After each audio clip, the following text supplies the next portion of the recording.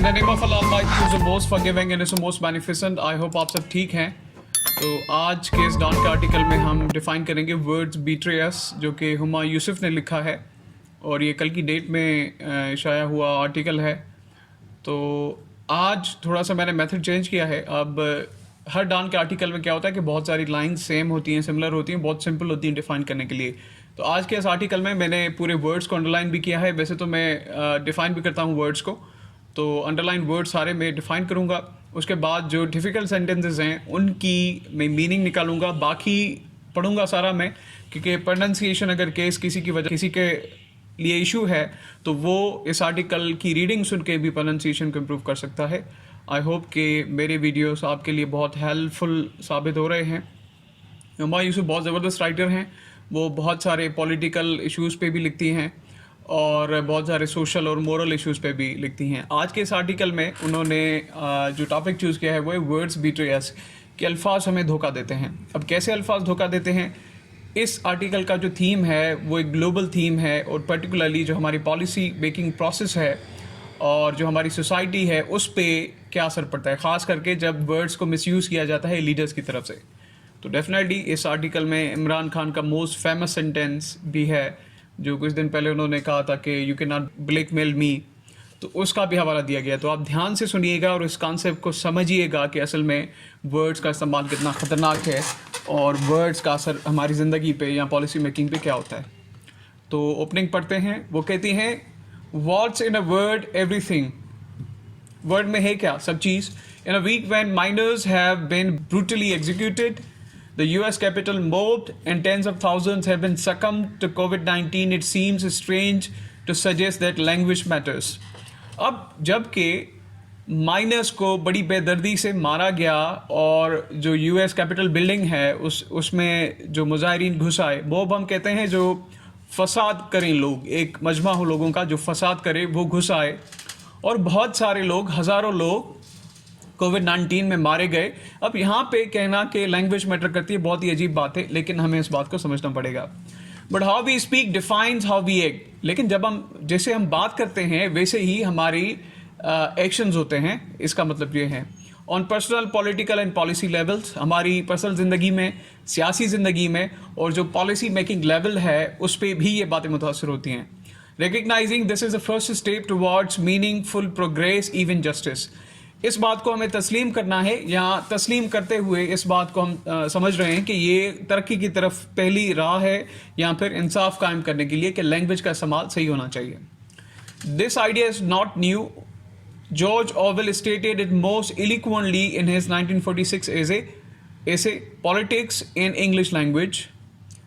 अब ये कोई नया आइडिया नहीं है। जॉर्ज ऑरवेल ने 1946 में, अब यहाँ पे एक वर्ड है इलिक्वेंट। इलिक्वेंटली की मीनिंग है बहुत ही क्लियर तरीके से, जो एक्सप्रेशंस हैं वर्ड्स के, वो जब भी क्लियरली प्रोनाउंस किए जाएं, लिखे जाएं, उसे हम वहाँ पे इलिक्वेंट वर्ड यूज़ करते हैं। जॉर्ज ऑरवेल ने 1946 के अंदर अपने ऐसे पॉलिटिक्स एंड इंग्लिश लैंग्वेज में कहा था, language he wrote, becomes ugly and inaccurate, become our thoughts are foolish, but the solvableness of our language makes it easier for us to have foolish thoughts.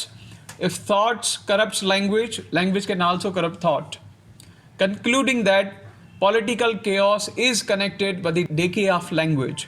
अब इस पूरी statement का मकसद ये है कि जो ज़बान का इस्तेमाल है वही सब कुछ है। अगर हमारे जहन में बुरे थॉट्स हैं तो बुरे वर्ड्स आएंगे, बुरे वर्ड्स हैं तो बुरे थॉट्स आएंगे। जिस तरीके से हमारे थॉट्स एक ज़बान को करप्ट करते हैं, वैसे ही ज़बान थॉट्स को भी करप्ट करती है।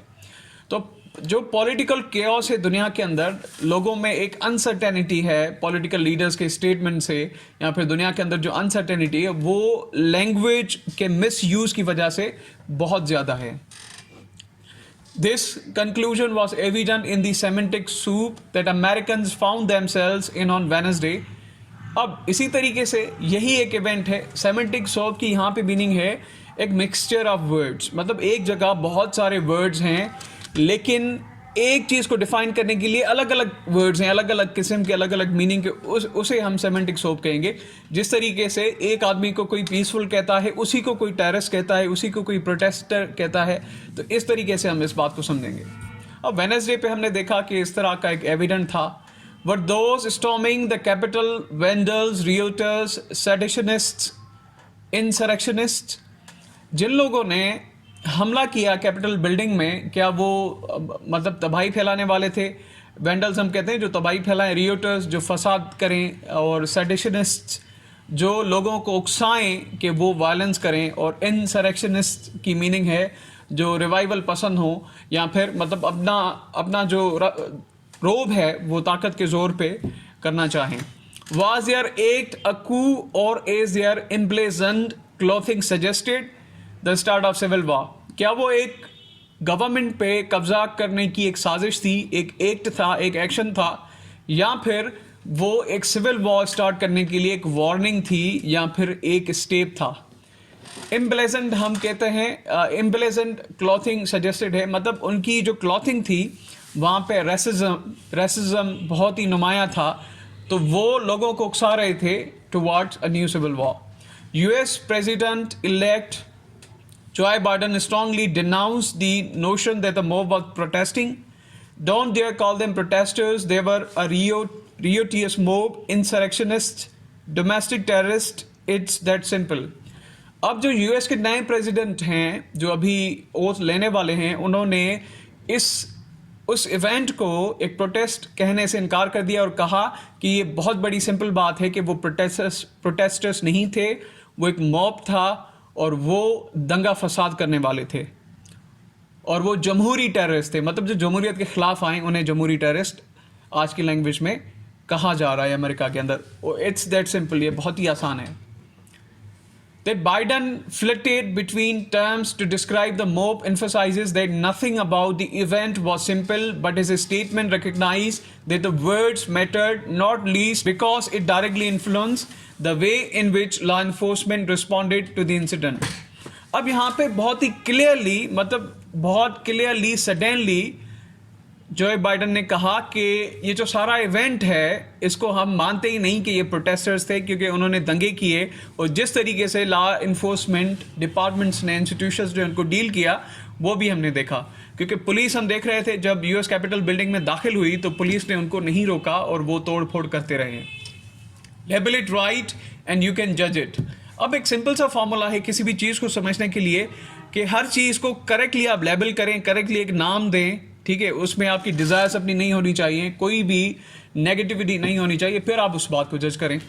There has been wide spread critic on the security response, too slow, too timid. Police reacted to the mob as if they were protesters, hence Biden's need to make the distinction. अब हमने इस बात पे बहुत तनकीद की गई है सिक्योरिटी इंस्टीट्यूशन पे कि सिक्योरिटी बहुत मतलब लेजी थी जब वो प्रोटेस्टर्स दाखिल हुए, लेकिन वो प्रोटेस्टर्स नहीं थे, वो एक मॉब था. तो जैसे पुलिस ने रिएक्ट किया कि जैसे वो प्रोटेस्टर्स हों, ये मतलब बर्दाश्त जो बाइडन ने नहीं किया, और उन्होंने कहा कि फ़र्क है प्रोटेस्टर्स में और जो मॉब है उसमें. Protest is a legitimate form of a civil society activism. It is the articulation of a fundamental democratic tenet that elected officials are public servants and that they must be held accountable. Protest, when interpreted as a demand for accountability, cannot be aggressively suppressed. अब यहाँ पे जो protest का concept है democratic states में वो ये है कि जब भी आदमी किसी भी लीडर के खिलाफ जो है वो एक सवाल करता है, उसको अकाउंटेबिलिटी में लाता है, तो वो पीसफुली प्रोटेस्ट करके अपने राइट्स का इजहार करता है और उसे वो जवाब मांगता है कि अपनी अकाउंटेबिलिटी का सबूत दो. लेकिन एग्रेसिवली मींस बाय फोर्स उसको सप्रेस नहीं किया जा सकता. जैसे कि कोई प्रोटेस्ट करे, उस पर पुलिस हमला करे, ठीक है, इस तरीके से सप्रेस नहीं किया जा सकता. ये सही बात है, ये होते हैं प्रोटेस्टर्स. लेकिन जो हथियार लेके आए तो वो तो प्रोटेस्टर्स नहीं हैं, वो तो नुकसान देने आते हैं. तो ये डिस्टिंक्शन हमें करनी होगी, जज करना होगा कि प्रोटेस्टर्स कौन से हैं और वो कौन से हैं. ओके, नेक्स्ट पैराग्राफ में है, many comparisons have been drawn between the security response to the Capitol mob and recent Black Lives Matter protest. अब बहुत सारे जो डिफरेंसेस हैं इन दो काइंड्स ऑफ प्रोटेस्ट में. एक बड़ा प्रोटेस्ट हुआ था ड्यूरिंग कोविड-19, ब्लैक लाइव्स मैटर, जिसका नाम था. दूसरा जब कैपिटल बिल्डिंग पे हमला किया गया, वो पीसफुल प्रोटेस्टर्स थे, ये पीसफुल नहीं थे. This should not have been a surprise, the bias was already built into the language. अगर इन दोनों में डिस्क्रिमिनेशन हम क्लियरली कर सकते हैं। अगर इन दोनों प्रोटेस्टर्स को कोई एक कहता है तो ये कोई नई बात नहीं है। इस तरीके के बायस पहले ही लैंग्वेज के अंदर क्रिएट किए गए हैं पॉलिटिशियंस की तरफ से। The BLM movement has consistently been branded in Trumpian discourse as terrorism, anarchy, thuggery. It has therefore been subject to security responses befitting terrorism, large-scale preemptive deployment of law enforcers, mass detentions, intimidations, shootings. अब अगर हम देखें कि पहले ही Trump ने, जो Trump का एक डिस्कोर्स है, जो उसकी एक अंडरस्टैंडिंग है, उसके हिसाब से बहुत सारी पीसफुल चीज़ों को ट्रंप टेररिस्ट करार दे चुका है। जब उसने बहुत सारे जो नॉन US सिटीजन्स हैं उनको अंदर किया, उनको डिटेन किया, वहाँ पे मतलब बहुत सारे ऐसे जो ह्यूमन राइट्स के खिलाफ स्टेप लिए गए हैं उनको ट्रंप ने मिस लेबल किया, गलत लेबल करके पेश किया। अब यही बात उसके साथ खुद हो रही है। The manipulation and marauding of a language is defining aspect of Trump's presidency. Language को बदल के पेश करना, और यहाँ पे एक वर्ड है मराडिंग। अब मराड की जो मीनिंग है उसकी ये है कि एक अचानक से हमला कर देना, वर्ड्स को पकड़ के किसी पे आप हमला कर दें, तनकीद कर दें। इस कॉन्टेक्स्ट में इस वर्ड को हम यूज़ करते हैं। White supremacists and far-right violent extremists have been rebelled as patriots and liberals are terrorists and agitators. जो white supremacist हैं वो जो मतलब एक्सट्रीम वायलेंस लोग करते हैं उनको कहते हैं कि ये पेट्रोइट हैं, ये हुब्बुल वतन हैं। और दूसरी जगह अगर हम कंपेयर करें तो लिबरल्स को टेररिस्ट कहा जाता है और एजिटेटर्स कहा जाता है। मतलब एजिटेटर्स कहते हैं जो प्रोटेस्ट करे, उनको प्रोटेस्टर कहा जाता है, मतलब स्टेट के कामों में एक मुदाखलत कर रहे हैं। Anything anti Trump is labelled antifa. The catchy acronym meant nothing pre Trump and now means anything that he says it does. Even COVID-19, which has claimed over 369,000 American lives, has been dismissed as China virus. अब Trump को जो है वो अब label किया जाता है Antifa, एक मतलब लेबल देकर। जो भी एंटी ट्रम्प है वो उसको एंटिफा कहा जाता है। एंटिफा जो टर्म है उसकी मीनिंग ये है कि कोई भी आदमी जुल्म के ख़िलाफ़ खड़ा हो, रेसिज्म के ख़िलाफ़ खड़ा हो। ख़ास करके जब हिटलर के ज़माने में लोग हिटलर के ख़िलाफ़ गए तो उन ग्रुप्स को एंटिफा कहा गया, इस वर्ड से उनको पुकारा गया। तो किसी भी जुल्म के ख़िलाफ़ कोई जब उठता है तो उसको ये वर्ड दिया जाता है। अब ट्रम्प के ख़िलाफ़ भी जो उठता है उसको भी यही वर्ड दिया जाता है। हमने देखा कि बहुत सारे जो अलग प्रॉब्लम्स थे, जैसे कि तकरीबन 369,000 अमेरिकन की डेथ हो चुकी है कोविड-19 के अंदर, और इसको भी गलत लेबल करके चाइना वायरस कहा ट्रम्प ने। तो ये भी एक गलत लेबलिंग हुई, मतलब गलत यूज़ हुआ लैंग्वेज का। The problem is not uniquely American. अब ये सिर्फ अमेरिकन प्रॉब्लम तो नहीं है। दिस वीक, इसी हफ्ते, the Chinese embassy in the US came under fire for trying to rebrand alleged mass sterilization of Uyghur women is reproductive health initiative and form of emancipation. अब एक Chinese embassy जो US के अंदर है उसके ऊपर भी तनकीद की गई जब उन्होंने स्टेरिलाइजेशन, एक प्रोसेस है जिसके अंदर वेमेन को अनेबल किया जाता है कि वो जो है वो बच्चे पैदा ना कर पाएँ, तो उसको नाम दिया गया कि रिप्रोडक्टिव हेल्थ इनिशिएटिव। मतलब जो हेल्थ है वेमेन की, रिप्रोडक्शन की, उसके लिए एक इनिशिएटिव है, ये चाइनीज़ एम्बेसी ने कहा। तो ये भी एक गलत ब्रांडिंग है। क्लोजर टू होम, अब आते हैं पाकिस्तान में। असल जो इस आर्टिकल की बात है, जो जिस्ट है, वो अभी हम पढ़ने चाह रहे हैं। We were reminded that the words matter when mourners were rebranded blackmailers in a request for recognition for justice was recast as a coercive demand. अब घर के अंदर ही जब हम देखते हैं कि यहाँ पे भी रीब्रांड किया गया प्रोटेस्ट मोरनर्स को, अब हम देखते हैं कि हज़ारा कम्युनिटी के बेगुनाह कत्ल हुए, मज़दूर कम्युनिटी जो थी उनके 11 लोगों को शहीद किया गया। अब वो सिर्फ ये डिमांड कर रहे थे कि हमें इंसाफ चाहिए, तो उनको भी ब्लैक मेलर्स का टाइटल दिया गया, जिसने भी दिया आप सबको पता है। तो वो भी ये एक बहुत बड़ा ब्लंडर था लैंग्वेज के अंदर कि कैसे लोगों को गलत लेबल किया जाता है। तो आगे है, अब यहाँ पे वर्ड है रिकास्ट इज कोरेसिव डिमांड। अब यहाँ पे सिंपल बात है कि वो अपने इंसाफ के लिए डिमांड कर रहे थे। कोई टेररिस्ट एक्ट उन लोगों ने नहीं किया था, कोई फोर्स गवर्नमेंट को नहीं किया था जो पाकिस्तान के कॉन्स्टिट्यूशन के अगेंस्ट हो या सिविल लॉ के अगेंस्ट हो। वो simply they were doing protest. Pakistan has long struggle with the policy implementation of language.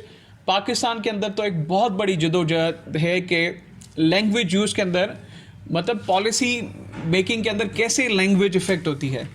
Who is शहीद, शहीद कौन है, who is foreign funded, foreign funded कौन है, हु इज़ ट्रेटर और गद्दार कौन है, हु इज़ पेट्रोट और हुबल वतन कौन है। The way we have wielded language has enabled domestic terrorist groups to run rampant, emboldened militants to contest elections, transformed persecuted religious minorities into national security threats, and victims of sexual harassment into defamers.